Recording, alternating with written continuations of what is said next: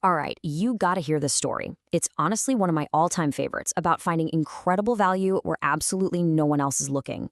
This is the amazing, true story of a forgotten payphone that basically turned into a personal ATM. So here's the big question, the one that sounds impossible.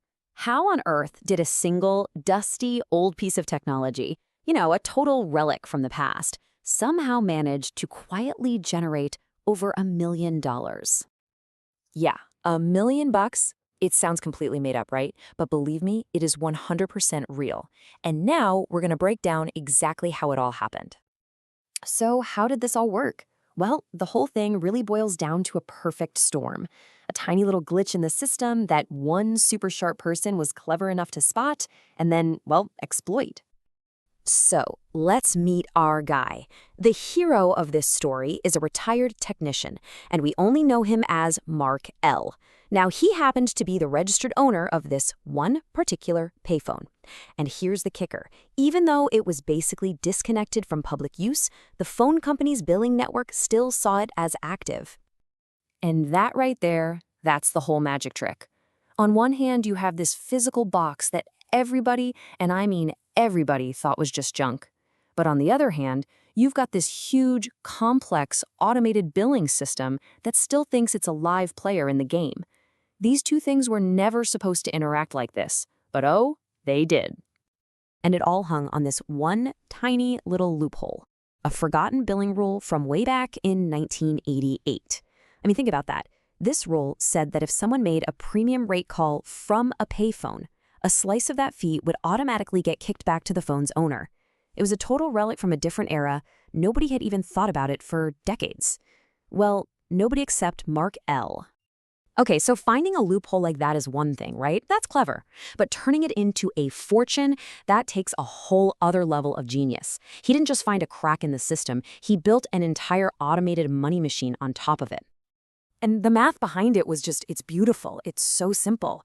Every single time a premium call was made from his payphone, the system would pay him out about $3.75. And the cost to actually make that call, less than $1. It was just pure, clean profit hiding in plain sight, an incredible arbitrage opportunity. So, how did he scale it up? This is the really brilliant part. First, he spots the loophole. Okay, check. But second, he's not going to stand there dialing the phone all day, right? No way. He programmed a simple automated dialer to do all the work for him. And third, he just let it run, making thousands and thousands of perfectly legal, system-approved calls every single week. What he ended up creating was basically an automated micro-payment engine. You had a computer making these tiny, super profitable trades, but instead of Wall Street, it was using old-school telephone lines. That rusty old payphone, it wasn't a phone anymore. It was the terminal for his own private money printer. But this story is way more than just a clever hack. It's a perfect, real-world example of a big idea that economists and traders call glitch arbitrage. So what is that? Well, glitch-based arbitrage is basically the art of exploiting these forgotten rules, system mistakes, or little gaps in the regulations to make money. Think of it like the low-tech cousin of all that high-frequency algorithmic trading you see on Wall Street today. It's the same idea, finding and exploiting these tiny little inefficiencies before anyone else even knows they exist. And it also shines a light on this really cool idea called latent value. It basically means that just because something is obsolete doesn't mean it's worthless. Not at all. If that old thing is still connected to a modern network, like this phone was to the billing system, it can hold this incredible hidden potential. And this just perfectly sums up the big lesson here. This quote from an analysis of the whole thing says it all. Really, money doesn't just flow where it's designed to. It also pools in the cracks of the system, just waiting for someone to come along and find it. So you might be wondering, how did this all end? I mean, every good party has to stop sometime, and every great loophole eventually gets closed. This one was no different. Just look at this timeline. It shows you how long this thing ran completely under the radar. Back in the late 90s, the payphone was just a piece of junk on a wall, but by 2008, Mark L. had quietly skimmed over $1 million from it. It ran for years.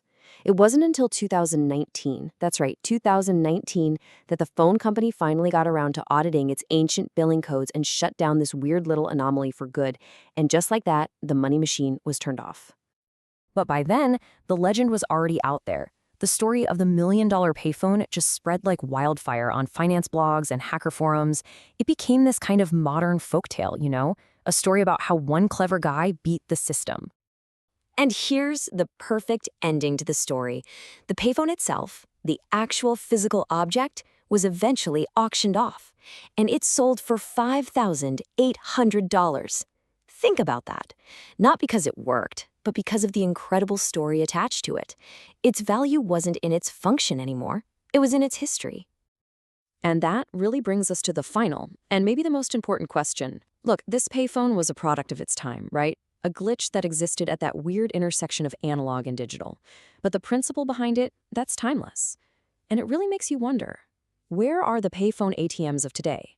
Are they hiding in some outdated software, buried in complex financial regulations, or maybe they're in those long terms and conditions that none of us ever read? What are the cracks in the system today, just waiting for someone curious enough to find them?